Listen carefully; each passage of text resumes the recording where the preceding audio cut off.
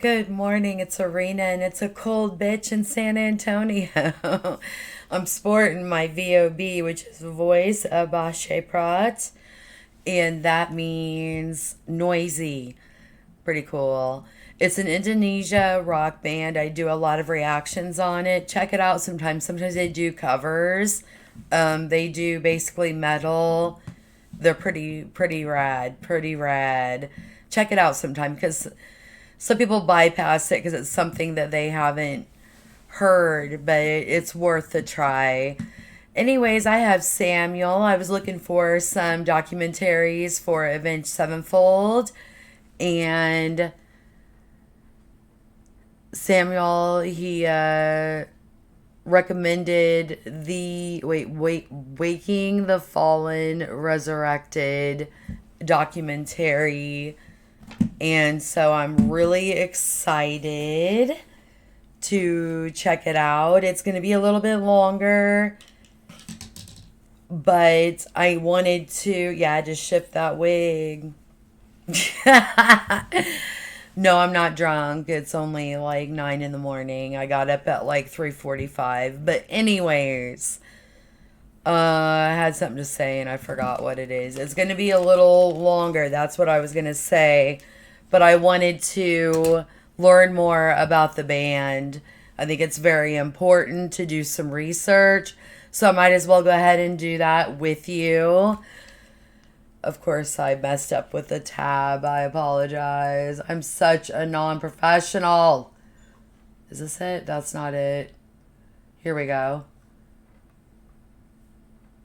Oh, by the way, I'm really behind on the request. It's a 20 years of the band history and I'm new.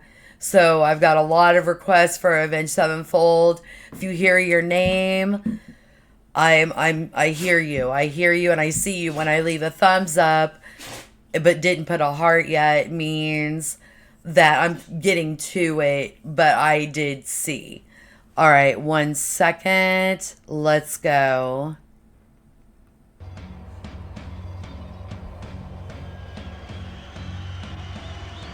Looking back and thinking that it's been 10 years and some change since Awaken the Fallen was released, it really blows my mind to see where we're at now, knowing that that's really the album that defined our sound. That was a record that we needed. There was a lot of strong melodies, a lot of interesting arrangements, just some cool ideas. Through it all, we have these great fans that have been with us since day one. Their passion for this band has only helped it grow to other people who see that passion. Waking the Fallen really started to perpetuate that Avenged cult following. It was the very beginning of that. I'm choking by my coffee. That's how I'm gonna die.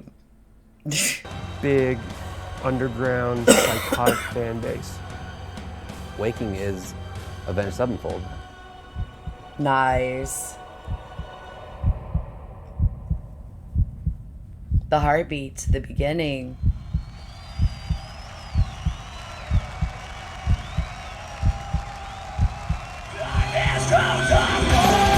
In the early days, me and Matt put all of our time and effort into sending our demos to every label in the world.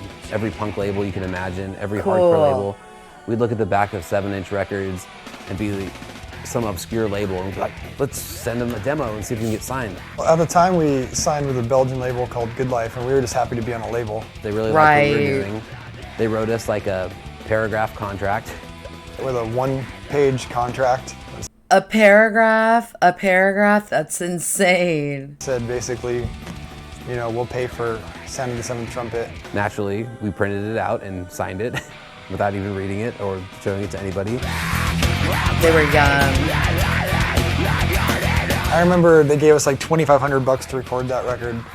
Wow, I love this documentary already. It's interesting. Things I wouldn't have known. And we needed good job, Samuel. Like 2,500 more to use. Yeah, I remember those dance so we got moves. Jobs and, you know, I worked for my grandfather, and Zach worked, you know, serving coffee. It got us off our ass. It put us in West Beach Studio, which had recorded some of our favorite albums. You know, Offspring's Smash was there, No Effects albums, Bad Religion, Pennywise albums. So just being in there was Good like bands. legendary for us. As soon as the record came out, we had a pretty cool following. I think it was a lot of our family and friends that were just kind of coming to support us, but we were doing pretty well. So with that, we got management because our manager, Larry Jacobson, said he'd love to end the Rapture, which is the first song on Sounding the Seventh Trumpet, and saw potential in us. We didn't want a manager because Rancid didn't have a manager, and some bands we looked up to didn't have managers, but he convinced us it would be a good thing. We were in the van touring for Sounding the Seventh Trumpet, touring everywhere with any band we could possibly open for, playing every city in front of just about nobody. You know when your band is almost there, when there's always those people in your band that aren't really quite as dedicated, they don't really care as much as you do about it. Matt was really great about the vision of where he wanted Avenged to go at that point, as was Zachy as well. We had started out a group of friends. Sin and Jimmy had Pinkly Smooth, their side project band. And I knew from day one, me, Jimmy, and Zach were for life, you know, and when we got... They are still together, right? These three? Wait, let me go back. Gates in the band, we'd already put a record out. Yeah, that was, for me, the beginning of Avenged Sevenfold. That was my genesis. Sin had joined the band permanently after hearing Sounding the Seventh Trumpet and wanting to be a part of it, you know, hang out with his friends, have a band that was willing to tour and record, you know, that was appealing to him. It has the coolest memories for me because I guess the thing is that I know by their like stage names, their alter egos or whatever. I don't know if they like to be called that or not, but like Rev, I don't know what his real name was, so I don't know if it was the three of them. Sorry about that. I'm trying to get educated. I was welcomed into this band as a writer for the first time. I didn't come in just as a musician. Matt specifically said, I hear you're writing a lot for Pinkly Smooth. Just kind of left it at that, and I was like, I wonder what that means. You know, he was into it, and we're all friends, so I think he was going to do it because we're friends, and why would you quit on your friends? At that point, it was me and Matt kind of scouring the internet looking for anybody in Orange County that could play bass. Before my time, there was a friend of ours, Matt Wendt. I believe he was the first bassist in Avenged. Matt Wendt, who started the band with us, he wanted to go to college and do other things. You know, we had some other bass players in between I got there it. that, never made it onto records, but you know, Justin Sane had some issues. It's funny, we're kind of like the Spinal Tap, but of bassists. Couldn't seem to quite get it right. All great guys, but some of them had different aspirations. And then we got our fearless leader, Johnny Christ, the immeasurable Johnny Christ. The way I came into the band, you know, I'd been kind of bugging them by, you know, knocking on the garage door where they were rehearsing before. We lucked out because we would have practices at Matt's parents' house in his garage, and Johnny would come waltzing down the street, smoking cigarettes. He must have been 4 years old at the time, and walk up and be like, yeah, this sounds cool. And he would pick up the bass and start jamming Primus songs with Jimmy in the open garage. And we're like, dude, shut the fucking garage. Like, we're gonna get the police called on us. You know, they were definitely trying to get work done, and I was, you know, kind of bothersome. But when Johnny was always kind of hanging around, you know, he's a little younger than us, but you know, he just fit in attitude-wise with Jimmy and with Brian especially, and they would have a lot of fun. So when we finally needed somebody, and we called little Johnny Seward. It was the last tour for Sounding the Seventh Trumpet before they went in to write a new record. We called up Johnny. We're like, hey, we got a show in like 4 days, a Showcase Theater. It's gonna be sold out. Will you play? Obviously, that's something I really wanted to do. Playing bass since I was 12 years old and really enjoy music, so the opportunity came up, and I was like, well, you know, at least it'd be fun for me. So he quit high school. Didn't have to ask him twice. Dropped out of high school. Fucking came over to my house. I showed him how to play a few of the songs. He was ready to go, played his first show, jumped in the tour van with us, never looked back. And I just said, fuck this. I didn't want to deal with it. You leave high school because you're selling out Showcase Theater. It's like, what is that, 400 kids? It's like, who would have known it would have got to this point? It's funny to say now, because at the time I was just so sure of it. Now I'm looking back, I'm like, man, I was kind of a weird kid, you know? Like, there was no guarantee that this was going anywhere, you know? Hadn't even done Waking the Fallen yet, you know? It was Sounding the Seventh Trumpet, you know? It's kind of funny. We're still touring in a van to just give it all up, you know? At that point, that was, you know, that was the lineup. It was a good lineup and we were ready. Hold on a moment. I needed to give a shout out to the channel that did this video, and that is Avenged Sevenfold Entertainment. I've subscribed and liked. It's amazing. I love it. Let's go back just a little bit. Nobody liked that. Nobody liked that. But now I'm looking back, I'm like, man, I was kind of a weird kid, you know? Like there was no guarantee that this was going anywhere, you know? Hadn't even done Waking the Fallen yet, you know? It was sounding the seventh trumpet, you know? It's kind of funny. We're still touring in a van. You just give it all up, you know? At that point, that was the lineup.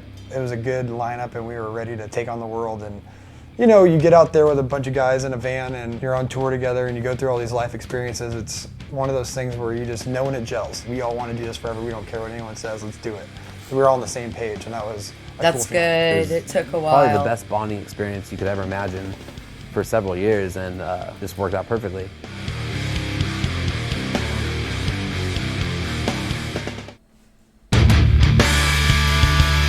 It's loud.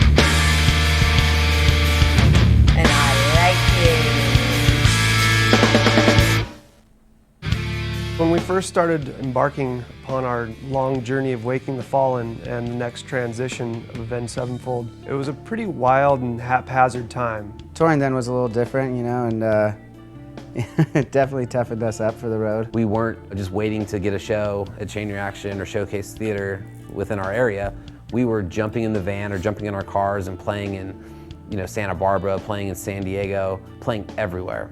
If we could play in front of 20 or 30 kids, it was huge for us. They're originally from Long Beach, is that correct? I can't remember everything, but I think that's where they're from. Yeah, because the LBC Live, which I'm going to be working on that some more. So that is correct. Hopeless Records took note of us. I mean, they saw us on flyers. We were playing every show that we could. They did everything. Well, Hopeless Records came around and they were interested in buying the rights to Sounding the Seventh Trumpet and putting out our next record, which would be Waking the Fallen. And they came out and saw us, and Lewis, the owner of Hopeless Records, really liked what we were doing. I think he saw that there's a punk rock element. Yeah. And I think he liked the fact that we had screaming elements.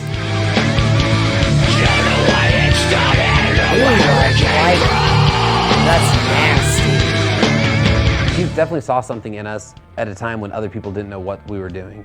And for that, I'm really appreciative. Everybody was really excited about what we were doing, and in turn excited us. You get with Hopeless and it's like, it's a legitimate independent label that's going to help put some money into the band, really help the distribution and everything, really help that record take off. No disrespect to Good Life Recordings, but being on a label that was in Belgium was a lot different than being on a label that was in LA, where you could actually work on things together, get a record going. So it was just always really artist friendly, it was great.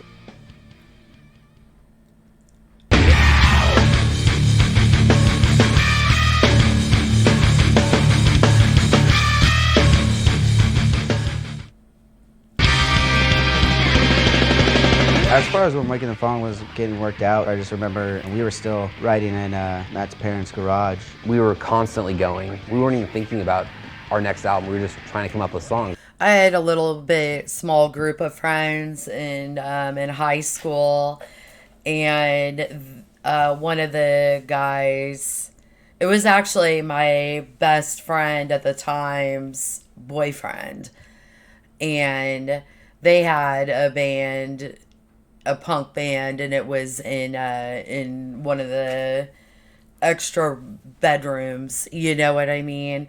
And they would do little gigs and stuff. They were really good, especially the boyfriend, his name was Tim, make it easier. So Tim did a really good job with, he's stupidly creative. At that point, we're playing the same Good 11, 12 times. songs every single night. Everybody was still at the peak of going crazy and partying. And we were just all over the place. I don't even know how we constructed songs at that time. We just sat there and put all these things into a blender, and that was the Avenged Sevenfold sound. When you walked in, you wrote anything at any time, so it was ultimately fearless. And I think we've remained true to that, but there has been a stronger sense of what Avenged Sevenfold is and what Avenged Sevenfold sounds like. But then it was just haphazard chaos. It was a fun dynamic we had. Oh,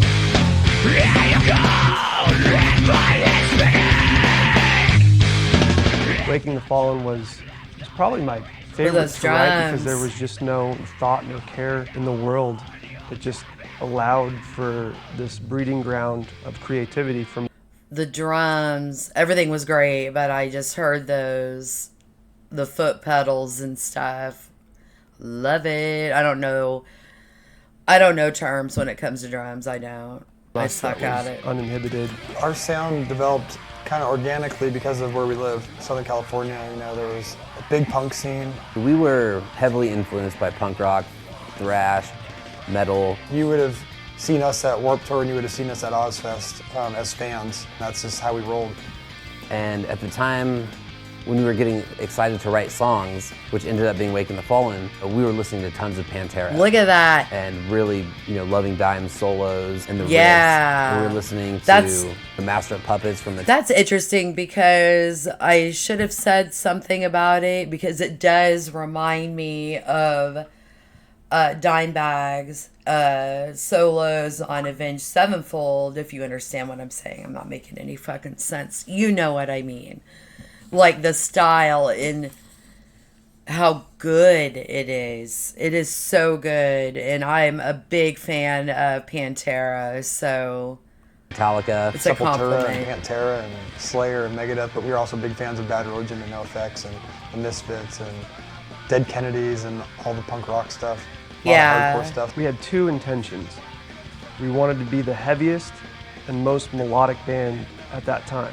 I mean, that was where our heart and minds were at as far as wanting to write songs. We didn't want to be pigeonholed. Matt started singing more. He's got a great voice, and we didn't want to always rely on hardcore breakdowns with screams and everything like that.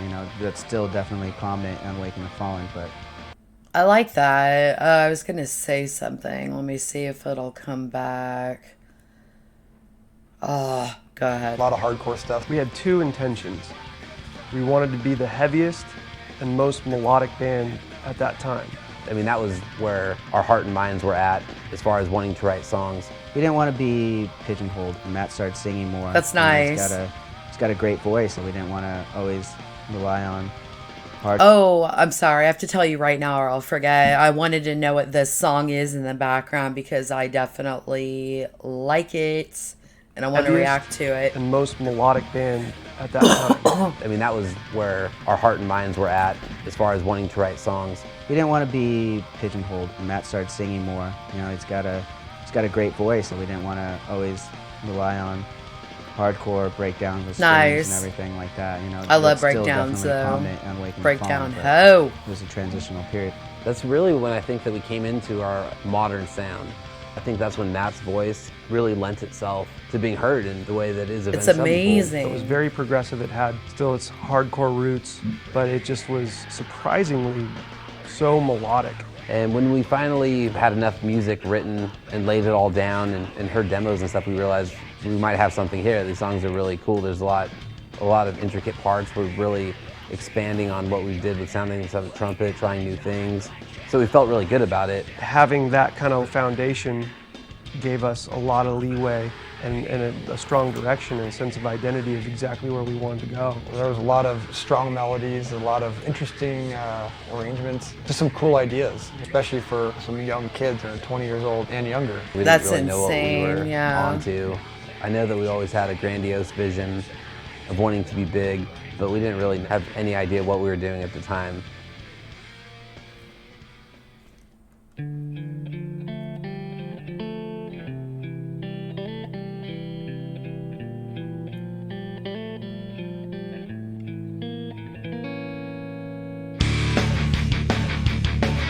Waking the Fallen was the first. The acoustic was awesome in the beginning, in the guitar riff.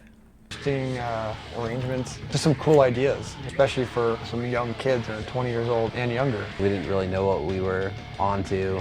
I know that we always had a grandiose vision of wanting to be big. Sorry, but we I went didn't really back have too far. any idea what we were doing at the time. I hate pausing. Sorry, y'all.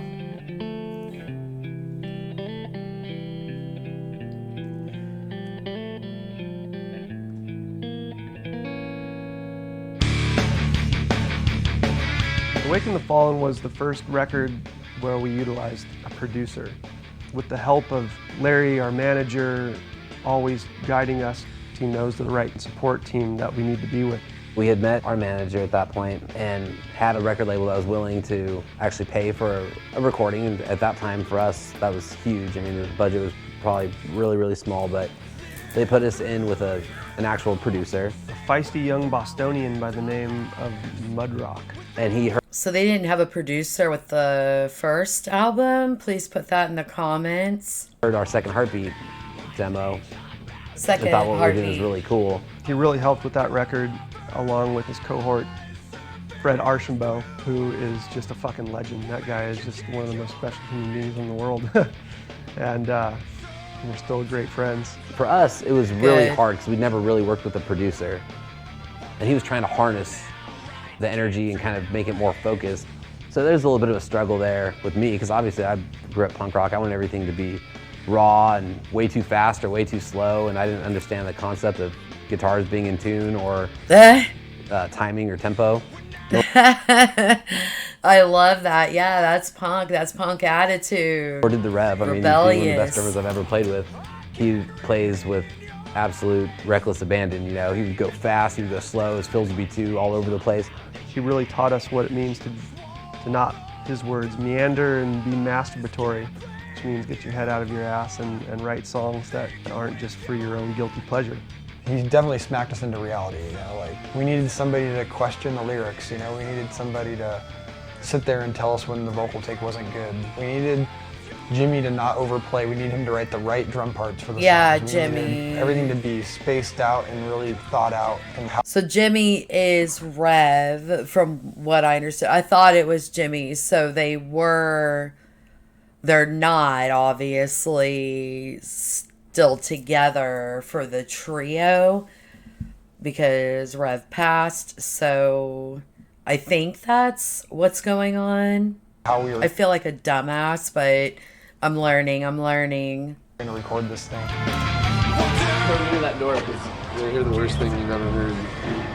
What's the worst you've ever heard? What's going on in that room? Let's go check it out. Yeah, that was the only record that I think I really had a lot of trouble with. It was the first time I was ever in a real studio doing stuff. It was something that, as a kid, I never even thought of. Right. You play in the garage, you play some punk songs, you know, you play around, you just have fun with it. You're not thinking about anything else. You have to be, when you go to the studio, it's more technical with everything, which is completely the opposite. So yeah, Just like for that. sure. I remember all of us just getting our ass kicked in there. You know, it was really learning how things really work. Listen I to remember Johnny that. sitting there with Fred for hours. Me and Fred just sat in the B studio room, making sure I knew the parts very well, working on my own bass lines while we were demoing out the songs and everything like that. Johnny became such a great bass player from working with Fred, and Brian just working on his solos for forever. And I remember Brian was even more picky than Mudrock was, because Mudrock a lot of times would say something's good, or Fred would say something's good, and Brian just do it over and over and over. We definitely learned, you know, an invaluable amount of information from the both of them, and we quickly applied it to the next record. By City of Evil Perfect. time, we were running Pro Tools at my house, and we were making demos by ourselves and doing all the pre-production ourselves. So we learned quick, but we definitely needed somebody to teach us, and that was Mudrock and Fred. Nice. You get a lot of, you could tell that there's lots of appreciation. They learned a lot. But of course it's a challenge. It's totally different from being a garage band. You know what I mean? Not that I've been in a band of my own. And the people that I hung out with, they didn't end up going to the studio. It was just like little gigs. Pretty cool though. Good times to sit there with your friends, listen to music, smoking a whole bunch when you shouldn't be because you're underage. Things like that. Maybe some drinking. Maybe. I don't know. Teenage shit.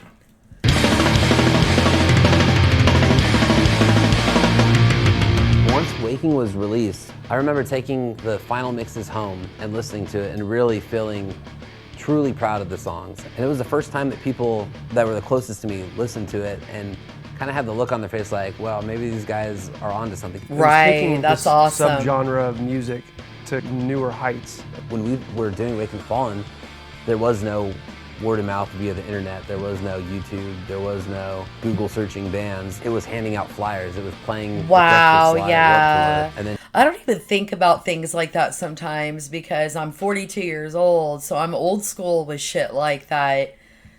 So there wasn't like social media, you know what I mean? Things like that that could help you and aid.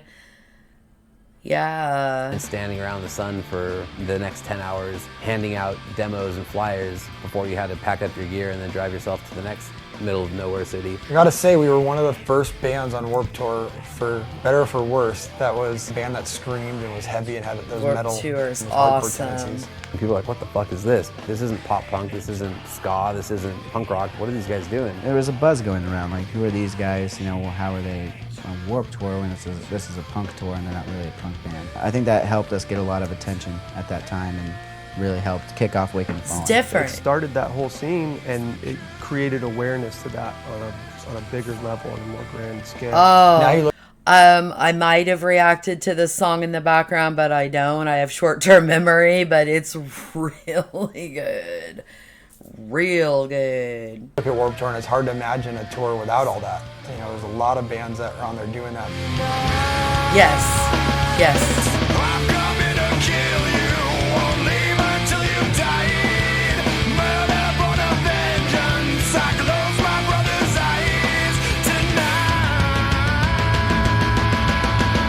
Please put that in the comment. Oh man, I wish I remember stuff better because it's really good and I'll want to react unless I've reacted to it before. At that point, you know, you're playing in front of thousands of people and doing what you set out to do, and it's like a dream come true. It was a real way to see the steady growth of the band, actually be able to visualize it and to see the progression. The stage is getting bigger, the crowd's getting bigger. And Yes. We have a reason to jump back in the van and go starve ourselves on the road and drive around the country over and over again. And by the time we made our way back home, we had realized that we had went from a band that had 100 fans to a band that maybe Look had at that. 1,000 fans. Hold on a second, And please. we started noticing. Let's go back. I remember going to one of the gigs that my friends I'm talking about, and the kids, I was like 27, so it was 2007 or something like that. And the kids would dance like that. I don't know. It would just like, I don't know if I could do it. Look. I don't know what the fuck it is. I don't know. I'm about to like pull a damn muscle or something like that, dislocate my shoulder because I'm old and shit. Anyways, I don't know what that dance move is or whatever you consider it, what your rage move. The kid, all of them were doing that, and I don't know if it's like the helicopter or what, chopper style, chop style, I don't know. Realized that we had went from a band that had 100 fans Here to we go. a band that maybe See? That. had 1,000 fans. And What the fuck is that? I thought I was about to get swung on. For real. we started noticing people sending us letters and saying, I love what you guys are doing. Letters. I got a death bat tattooed on me. And me and Matt would talk to each other, holy shit, this girl got a death bat tattooed.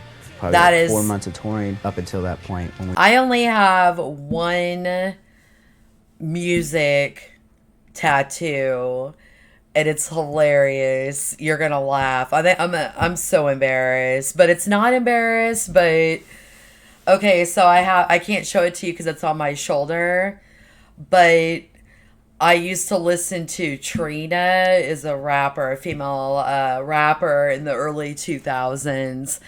And the title of the album was The Baddest Bitch. And so I went ahead and got the tattoo because to me it symbolizes that I'm the baddest bitch. So yeah, I was young. I was like 21, 22, something like that.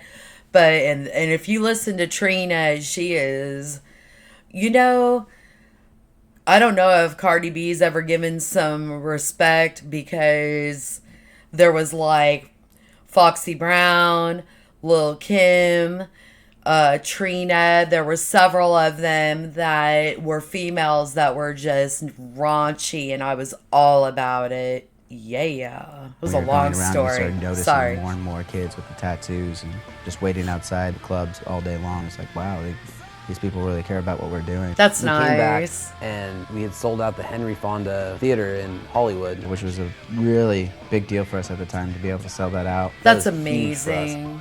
And we were filming our music video for Unholy Confessions.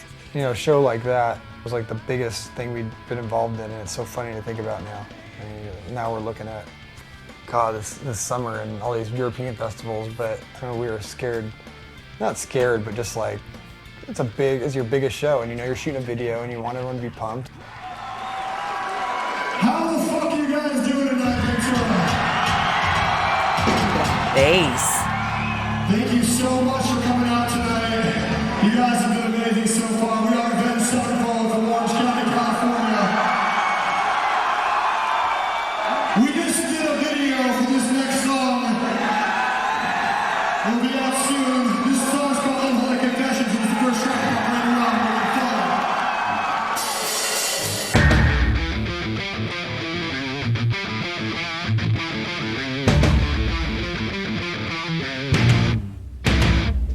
One thing that we have always had from the early days is integrity with what we do, from the artwork to the songs that we write to I'm excited to hear this right here. the music videos. Because of the success of Waking the Fallen and then signing a deal with Warner Brothers, part of the deal was like, hey, will you help us make a video for Unholy Confessions? Because when Waking the Fallen was out, we didn't have a budget for a video or even think about making a video. Unholy Confessions was becoming a popular song that we were playing live. So we did one video first that we weren't happy with, so we scrapped. And at the time, it The first, they said that it is the first music video that they've ever shoot before. I don't want to go all the way back because I don't know how long ago it was was. almost like the record label couldn't believe that they had paid for a video, and we said, we're not putting this out. We used a director that we really respected, and we still do. It just, the video wasn't right for us. It was a great video too. Thomas Mignoni did it. Talented guy. I think we just didn't have a budget to execute the vision. And it felt that way. So Money. So we didn't do it. And I think a lot of bands, you know, they feel like they spent the money, they have the video. If they don't love it in their heart, they still put it out. And it's just not the right thing to do. The right thing for us to do was go back, film the right video, which is the Unholy Confessions video that was released. We just said, why are we trying to make a video of something when we could just show one of these live shows and show all these fanatical fans and show our lifestyle? We had noticed that this kind of core group had started to grow. You know what, why don't we show what's happening with this band at this moment right now? That showed off our fans, that showed off our energy on stage, that showed everything that we were truly about. Some crazy ass white boys in there. Come on, now that's white boy shit. Some good testing grounds for us. We felt like that song could transcend that record, so we gave it a lot of special love and care. So we filmed it, but we'd never really filmed a real video at that point. That was the one and only time I think we played Unholy Confessions more than once in a set. I think we actually did 2 takes. We played the fucking, that's right, we played the fucking song twice. That's why I was pissed. Because we were shooting the video and they're like, do you guys think you could play the song more than once? We had to do that performance a few times, and one was before anybody got there. And we hadn't rocked out in front of nobody in any video, you know, at that point yet, especially when you're on stage and it's supposed to be live, but there's no kids there yet. At first we're like, that seems weird. We're not going to jeopardize the show for the video. Then we talked about it and we're like, okay, well, we'll let the crowd know the reason why we're doing it. I feel sometimes I go into resting bitch face. I have the syndrome of it. It's not prescribed or anything like that, but I'm absorbing the information and I'm having a hard time breathing with this damn weather and everything. So I'm like, because I can't fucking breathe. That's what's up. I have just been informed by the video director that he would like to shoot Unholy Confessions one more time. So if you want to get in this fucking video, show us what the fuck you guys got. That's This cool. one is Unholy Confessions for the second and last time. I But it understand. felt fucked up to have to do takes at a live show. We're gonna play the song again, but we're doing it so they get extra shots for the video and stuff, and they loved it. That takes a lot of balls to do that, is to do live to make a music video. They went even crazier the second People are time gonna we played love as soon it. as they knew that there was gonna be a video and everything. Look at all like those that, so people. That was really cool. The one thing about these guys is everyone always steps up to the plate when things need to be good or need to be right. And that was one of the first examples of like, okay, we got to nail this show. We got to, make sure the energy's there. And the video is a testament to that. Ultimately, it's the video that ended up getting played on MTV2 Headbangers Ball, which is huge for us. I Nice. mean, that's people started finding out about us. There was a lot of kids you'd see out in the crowd with their death bats on their backs or whatever, and they would be pointing at them trying to get your attention. You'd see them down there and give them a wave, that's cool. It was very I wanted to get a tattoo like last year to get Bring Me the Horizon symbol because I'm obsessed with that band. And but I need to get more information as to what it means. I don't want to like have a tattoo that has something not appropriate or something that I don't believe into, you know what I mean? So, but the symbol's dope. very exciting, to see And theirs are someone dope, that too. appreciative or that into what you're doing artistically, musically. It's just very rewarding. We just couldn't be happier. We had the best fans from day one.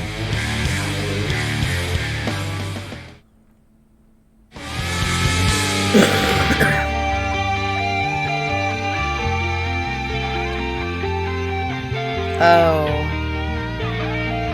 that's beautiful.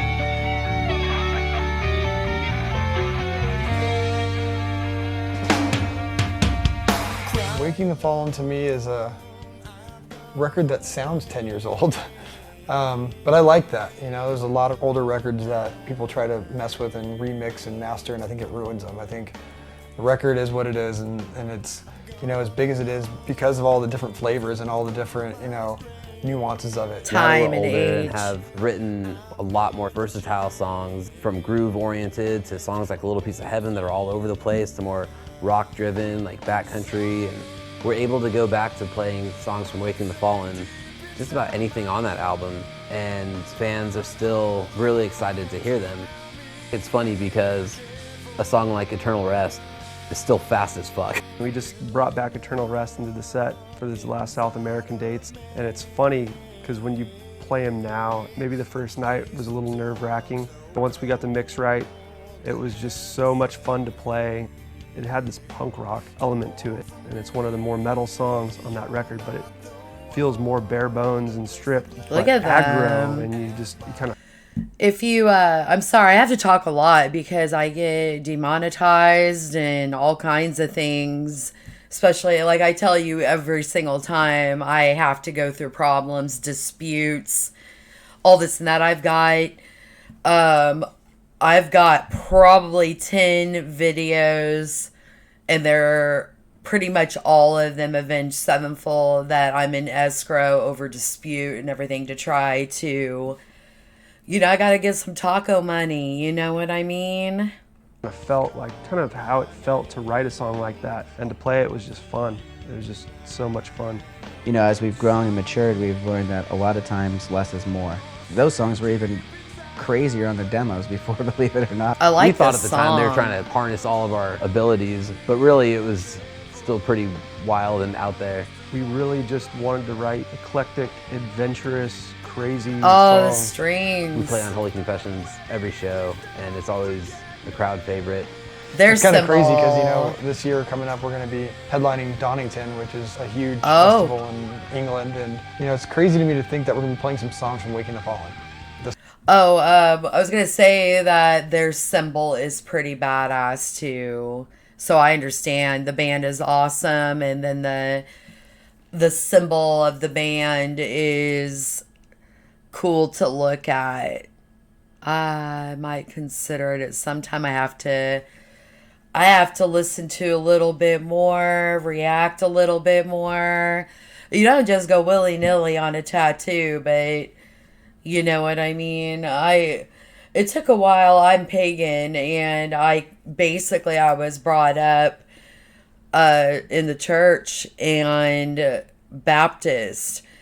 And so I had to go through some preparations as far as, am I going to go to hell and all that? Because in Christianity, they shove that down in your throat. Sometimes it's because they care. Some of them just because they like to judge. That's my opinion. That's my opinion. But what I'm saying is I finally got some tattoos that are pagan elements right there. So it probably like 5 or 6 years later, I got some tattoos dealing with that. Okay. The songs have come so far, you know, going from being unsigned to all of a sudden playing 3 or 4 songs on the biggest stage in the world. It's kind of a crazy thing to think about. Yeah. We were just young kids. I think Donington was the Slipknot concert with, was it Jordan, the drummer? I think his name was Jordan Drummer, the one that passed. Oh, I hope I'm not wrong. Okay, but anyways, start the lifted up the drum kit. It was so badass. I'd already seen it, so I couldn't react to it. So I'm guessing it's the same place. Please put it in the comments. Out of our minds, writing music that we loved in hopes that somebody would come see our band someday. I definitely knew that there was a chemistry between Avenged and their fans that was unlike any other They're band passionate. I've seen, really. They felt like we were doing something really special. I mean, we really did too, to be honest. And I think that's another reason why our fan base has been so loyal and so great throughout the years. Which, I don't know if I asked you or not, but which song is this that is in the background right now? I think that they recognize that. And flash forward to now, again, you know, there's those same fans out there. They've grown with us. As That's we've grown cool. as a band, Oh, I making love new this songs, song. new albums and everything like that. The shows have gotten bigger. There's more people, but there's still Avenged Sevenfold fans. They still very much have that mentality that they did at Waking the Fallen. It really feels like Waking is where it all began.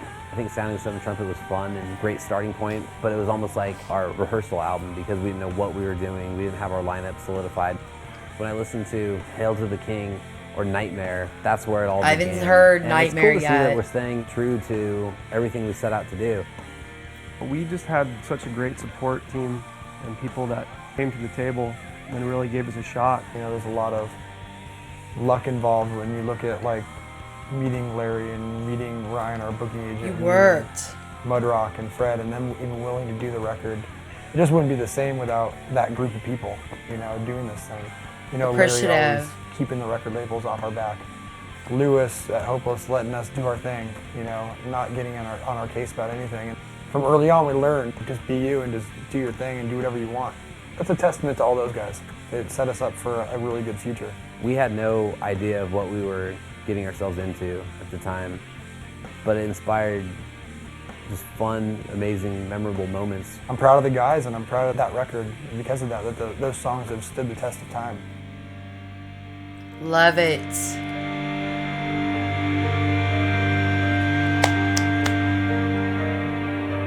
Let's get the credits. Oh, yeah. I see it now. I didn't wear my glasses.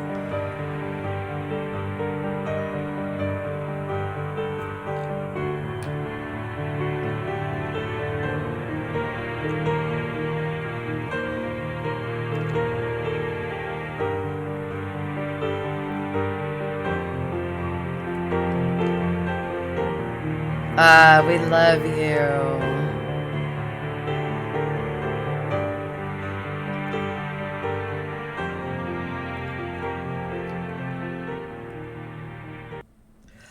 Okay, that was amazing. I'm sorry I had to keep pausing. They're making this copyright shit. You see a lot of reactors, music reactors now are starting to get into politics because there's no money to live off of, should I say.